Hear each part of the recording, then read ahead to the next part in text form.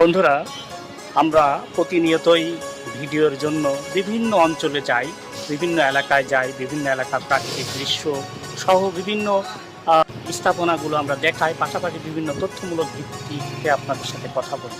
তো আজকে ওই এসেছি একটি জায়গায়, সেখানে আশেপাশে শুধু পুকুর আর পুকুর, প্রচুর পরিমাণে পুকুর করা, এখানে মাছের চাষ হয়। পাশাপাশি এই দুই পুকুরের পাউড়িতে কলা গাছ সহ বিভিন্ন রকমের গাছের দেখুন আশেপাশে খেজুর গাছ, কলা গাছ, বিভিন্ন ধরনের গাছ লাগানো আছে।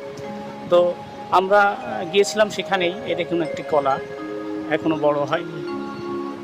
পাশাপাশি পুকুর দেখুন, দুই পাশেই প্রচুর মাছ হয় এবং এইখানে প্রচুর এই অতিথি পাখি আসে। শীতের সময় অতিথি পাখিতে ভরপুর হয়ে যায়, বিভিন্ন অঞ্চল থেকে আসে, এখান থেকে মাছ খায় এবং পাশাপাশি এর পাশে যে বড় বড় গাছ আছে, এই গাছগুলোতে এই পাখিগুলো থাকে। তো আমরা আগে এর পরেও একদিন আসবো ইনশাল্লাহ, আপনাদেরকে নিয়ে, যখন অতিথি পাখি আসে সেই সময় আপনাদের কাছ থেকে নিয়ে আসবো দেখানোর জন্য। এমনিতেও এখানে বিভিন্ন রকম বক বা অন্যান্য পাখিও প্রায়ই আসে এবং খায়। এখন প্রচুর পরিমাণে পানি হয়েছে, বৃষ্টি হয়েছে, যার কারণে ভরপুর অবস্থা, এখানে পাখি নাই। আমরা আজকে সকালে গিয়েছিলাম, যে সব কিছু দেখাতে পারিনি অবশ্য, আমাদের সময়ের স্বল্পতার কারণে। আমরা বিভিন্ন অঞ্চলে যাওয়ার পরে এখানে তারপরে লাস্টে এখানে আমরা গিয়েছিলাম।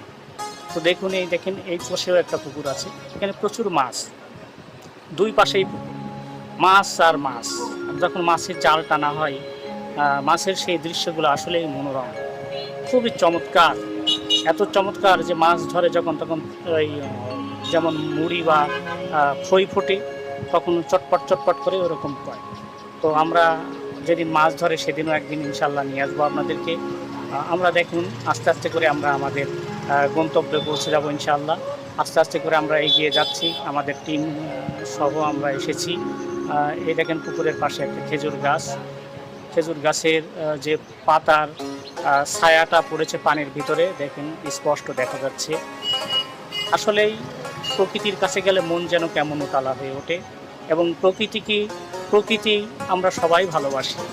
এই প্রকৃতির কাছে না গেলে অবশ্যই মনের পরিবর্তন হয় না। এমনিতেও মানুষ কেন ভ্রমণে যায়? মানুষ ভ্রমণে যায় তার মনকে পরিবর্তন করার জন্য। একঘেয়েমি জীবনটা অনেকেরই ভালো লাগে না। তো একঘেয়েমি জীবন থেকে একটু পরিত্রাণ পাওয়ার জন্য মানুষ বিভিন্ন অঞ্চলে যায়, ঘুরতে যায়, তাহলে মনটা একটু রিফ্রেশ হয়ে যায়, আবার এসে পুনরায় তাদের কাজকর্মে মনোযোগ দিতে পারে। এই জন্যই মানুষ প্রত্যেক বছর বিভিন্ন অঞ্চলে ভ্রমণে যায়। আবার অনেকে প্রায়ই যায়, যাদের অর্থ